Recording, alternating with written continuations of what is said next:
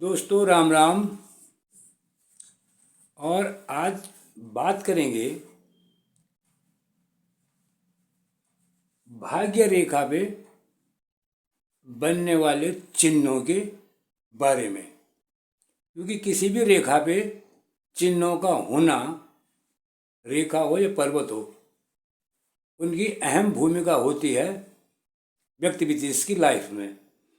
इसलिए सबसे पहले चलते हैं भाग्य रेखा पे कि इसमें जो है बनने वाले चिन्ह। भाग्य रेखा मैंने पहले भी बताया हुआ है, भाग्य रेखा कहीं से भी निकले, लेकिन जो है उसका जो है पहुंचना, ये भाग्य रेखा का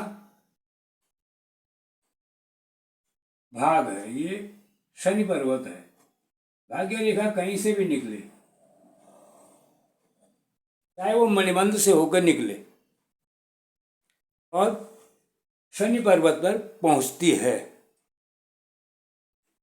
तो ऐसा व्यक्ति विशेष की लाइफ में किसी भी बात की कोई कमी नहीं रहती है यदि वो बिना किसी लाग लपेट के जो है रेखा जो है शनि पर्वत पर जाके विश्राम ले लेती है। ये तो शुभ मानी गई है, लेकिन बशर्ते यदि रेखा ऊपर चढ़कर अब फिर इसके दूसरे पोर तक पहुंचने की कोशिश करे तो ऐसे व्यक्ति विशेष की अंतिम अवस्था में सारे बने बनाए काम बिगड़ जाते हैं। ये अंत में जाके जो है व्यक्ति के काम या व्यक्ति के सारे कामों में जो है बाधा उत्पन्न कर देती है। भाग्य रेखा कहीं से भी निकले, सपोज यहीं पे से निकले, मणिबंध से निकले तो ठीक, लेकिन मणिबंध से नीचे से निकले तो वो भी जो है अति दरिद्री इंसान माना जाता है या होता है, जिसकी लाइन जो है मणिबंध के भी नीचे से निकलती है। ये उसी बात, इसमें सारे चिन्ह निहित हैं, ये फिर उल्टा फल प्रदान करता है। इसलिए जो है मणिबंध से निकले तो कोई बात नहीं, लेकिन मणिबंध के नीचे से रेखा का निकलना जो है वो भी उल्टा फल देता है। इसमें सबसे पहले देखते हैं प्लस का चिन्ह। यदि यह रेखा कहीं से भी निकलती हो, पहुंचनी चाहिए शनि पर्वत पे, यदि इस पे प्लस का चिन्ह है इस प्रकार से, बस और कुछ नहीं, तो ये व्यक्ति विशेष भी अपनी लाइफ में धन संपन्न और मान सम्मान इसकी लाइफ में इसको प्रॉपर ढंग से मिल जाता है। धन चिन्ह वाले को प्लस का चिन्ह जिनके हाथ में होता है। एक होता है इसमें त्रिभुज का चिन्ह, भाग्य रेखा पे त्रिभुज का चिन्ह।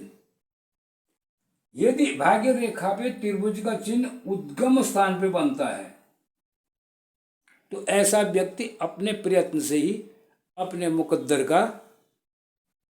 मुकद्दर को बनाता है।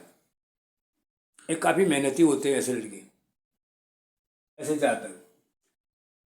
लेकिन वही त्रिभुज का चिन्ह अगर भाग्य रेखा पे बनता है तो ये फिर अशुभ फल देता है, चाहे वो कैसे भी बने, यहाँ इधर को बने चाहे किधर को भी बने, ये अशुभ फल देता है। यही त्रिभुज का चिन्ह, और यही त्रिभुज का चिन्ह अगर लास्ट में जाके बनता है इस रेखा पे इस कदर,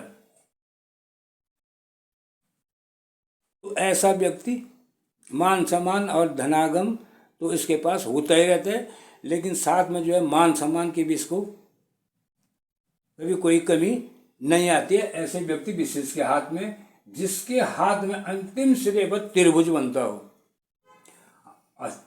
त्रिभुज का एक और विशेषता है, यदि त्रिभुज इसके बाजू में बनता है, इसके पास में, चाहे वो कहीं पर भी बने, ऐसे करके त्रिभुज बनते हैं तो ये बहुत ही शुभ फलदायक त्रिभुज माने जाते हैं भाग्य के हिसाब से, ये भाग्य रेखा के हिसाब से। ऐसे आदमी के पास भी जो है किसी बात की न कोई अपने लाइफ में जो है किसी प्रकार की किसी कमी नहीं होने देती ऐसा त्रिभुज। त्रिभुज की ये 3 विशेषताएं हैं। वर्ग, वर्ग चाहे इसमें कहीं भी बने, रेखा कहीं से भी निकल रही हो और वर्ग बने। वर्ग क्या करता है? वर्ग तो वैसे प्रत्येक चीज की रक्षा करता है, लेकिन यहाँ पे जो है वर्ग जो है इस ऐसे व्यक्ति विशेष को एक तो धार्मिक बना देता है। धार्मिक बनने के साथ साथ जो है वो उसका जो अपना काम होता है वो तो होता ही है, लेकिन धार्मिक इतना बन जाता है कि वो धर्म जैसे विषयों पर भी, विषयों से भी धनागम उसके पास हो जाता है। वृत्त भले ही देरी, वर्ग भले ही देरी करता है, लेकिन करता सही काम है। ऐसे व्यक्ति विशेष की आस्था धर्म में अधिक होती है। ये भी शुभ चिन्ह ही है एक प्रकार से। अब है वृत्त का चिन्ह। वृत्त का चिन्ह जो है गोल आकार का चिन्ह बनना भाग्य रेखा पे जो है वो अशुभ माना गया है। इस व्यक्ति विशेष को जो है बहुत अत्यधिक मेहनत करने के बाद सफलता हासिल होती है, तब जाके इनका भाग्य जो है साथ देता है। उसके बाद है क्रॉस का चिन्ह।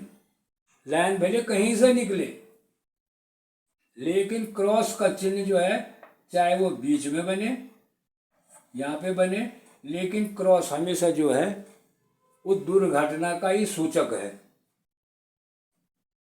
क्रॉस का चिन्ह वो दुर्घटना जरूर करवाएगा, और वहाँ पे उस व्यक्ति विशेष को जो है आर्थिक हानि या कुछ भी हो सकता है। और इसके अतिरिक्त एक और भी बात है, इनके बाद भी, इन चिन्हों को हाथ में देखने के बाद यदि क्रॉस गहरा है,